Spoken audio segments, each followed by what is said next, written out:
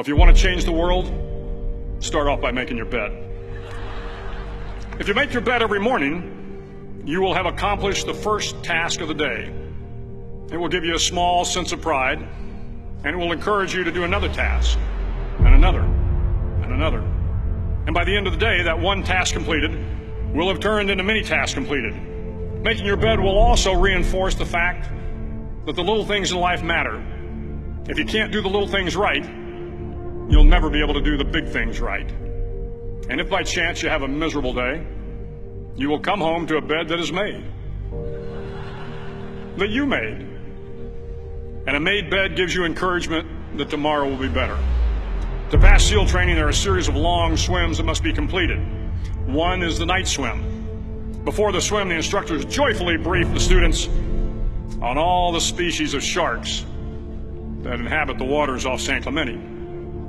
They assure you, however, that no student has ever been eaten by a shark, at least not that they can remember. But you are also taught that if a shark begins to circle your position, stand your ground. Do not swim away.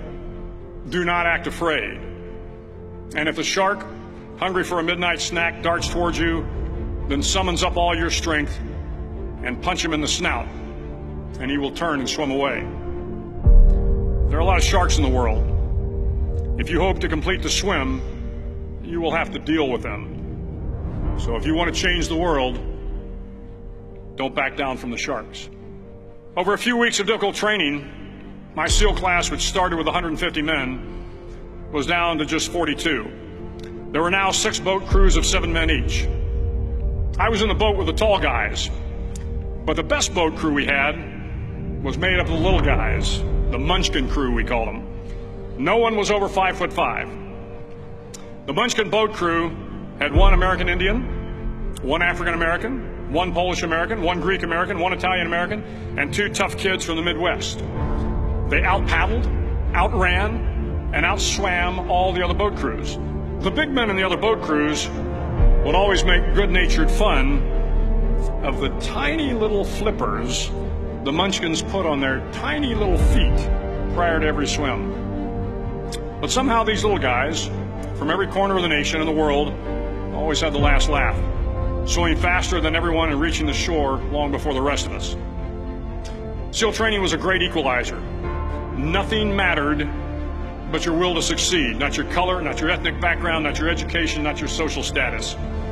If you want to change the world, measure a person by the size of their heart, not by the size of their flippers. The 9th week of training is referred to as Hell Week. It is 6 days of no sleep, constant physical and mental harassment, and 1 special day at the Mud Flats. The Mud Flats are an area between San Diego and Tijuana where the water runs off and creates the Tijuana Sloughs, a swampy patch of terrain where the mud will engulf you. It is on Wednesday of Hell Week that you paddle down in the mud flats and spend the next 15 hours trying to survive this freezing cold, the howling wind, and the incessant pressure to quit from the instructors.